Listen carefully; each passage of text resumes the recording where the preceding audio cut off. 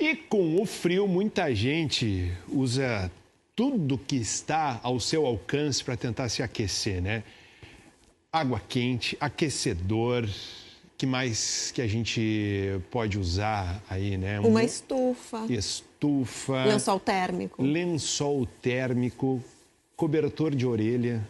Tem também, né? Tem. Para tentar Vale se aquecer. tudo, né? Pois é. Tudo isso aí está em jogo, né? E a Mari Silva vai trazer um alerta importante, né? Porque alguns desses recursos, se mal usados, né, Mari Silva, podem gerar problemas, inclusive queimaduras. Então vamos fazer esse alerta importante aí, né? Bom dia. Bom dia, Josmar, Carol. Desculpe, eu estou rindo aqui. Cobertor de orelha normalmente não queima, viu, Josmar? Dependendo do caso, pode queimar, mas não é o mais comum. A gente está no Hospital Cristo Redentor, aqui em Porto Alegre, e um dado que a gente já sabe aqui, que foi levantado pelo hospital, mais de 70% dos casos de acidentes com queimaduras são domésticos. Por isso, a gente veio conversar com o Dr. Diego Dúlios, que é o chefe da cirurgia plástica aqui do Hospital Cristo Redentor. Já quero começar falando sobre isso. Nesse frio, as pessoas estão manuseando água quente, às vezes vão fazer uma comidinha mais quente com óleo e acabam se queimando. Primeira coisa que a gente tem que pensar para prevenir queimadura doméstica. Bom dia.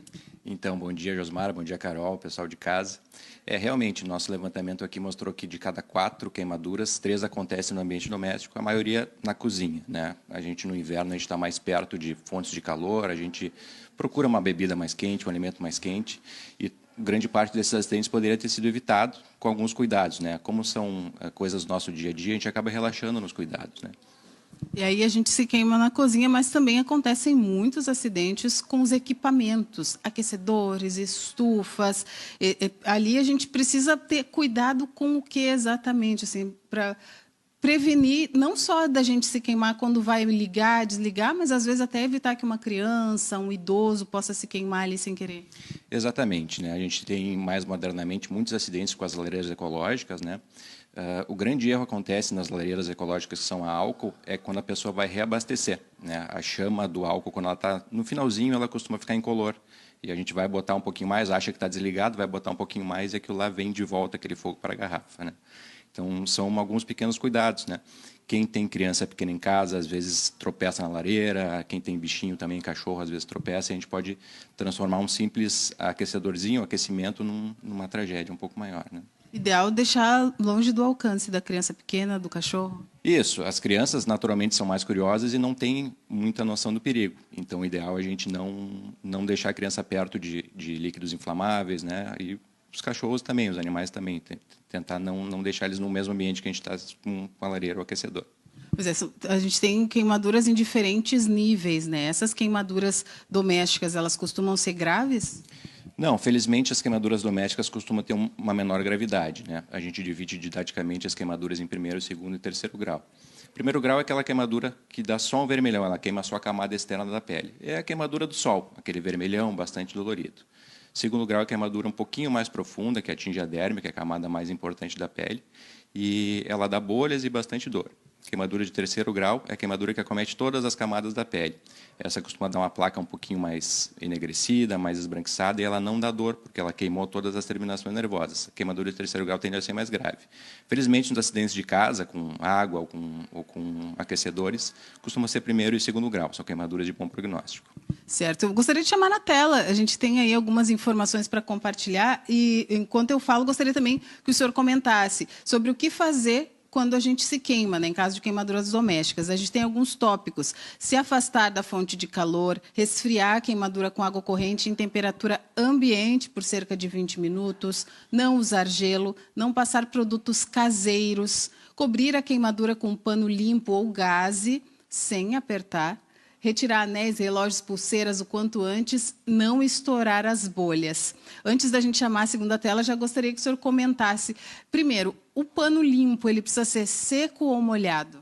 Então, o pano limpo que a gente usa tem que ser um paninho seco. Se a pessoa tiver gás em casa, melhor ainda, mas se não tiver, pode ser qualquer pano limpo e seco.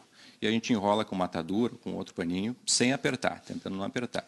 Primeira medida, aconteceu a queimadura em casa, é tirar essa pessoa de perto do calor, de perto da água quente, né? Depois a gente abre a torneira ou o chuveiro, dependendo da área do corpo que for, e deixa a água corrente no frio, né? 15 a 20 minutos. A gente faz isso na tentativa de esfriar a pele, porque o calor continua agindo na pele e a queimadura pode ir progredindo. Vai doer essa água? No início vai doer, no início vai ser desconfortável, mas depois a gente vê que no final dos minutos já vai aliviando, porque a gente vai tirando o calor da pele e evitando que a queimadura progrida. Muito importante também tirar os adornos, tirar anel, pulseira, relógio, coisas que podem engarrotear ali o membro, se for nas mãos, enfim. Né? Apertar. Isso, coisas que podem apertar, porque provavelmente esse membro, essa mão, vai inchar tudo e a gente vai ter um garrote com anel ou com pulseira. Então, tira tudo que é adorno. Primeiro, afasta a pessoa da fonte de calor, bota embaixo da torneira, tira todos os anéis, adornos, cobre ali com um paninho limpo, sem apertar, e depois, se necessário, procura atendimento médico. Tá certo. Antes da gente encerrar, na segunda tela a gente tinha as informações para procurar atendimento, né? Se atingir o rosto, as mãos, os pés, ou genitais, ou grandes articulações, se houver queimadura por inalação de fumaça, né? E aí tem alguns sintomas, rouquidão, falta de ar, fuligem na boca, e se ocorrer com crianças pequenas, idosos ou pessoas com doenças. E aí eu gostaria que o senhor comentasse rapidamente sobre os produtos caseiros, né? Margarina, pasta de dente, o que não pode de jeito nenhum colocar na queimadura? Todo mundo tem uma receitinha caseira da vizinha sobre queimaduras, né? Mas o ideal é que a gente não coloque nada nesse primeiro momento, tá? Gelo, muita gente coloca. O gelo dá uma refrescada, mas ele também pode dar uma geladura, que é uma queimadura por frio. Pasta de dente é muito ruim, porque ela fica grudada, a gente não consegue tirar, a gente não consegue nem avaliar direito depois a área queimada. Clara de ovo, pó de café, tudo isso pode piorar a avaliação e ainda aumentar a chance de infecção. Então, a gente não deve usar. A medida inicial é só cobrir com paninho seco e procurar o atendimento.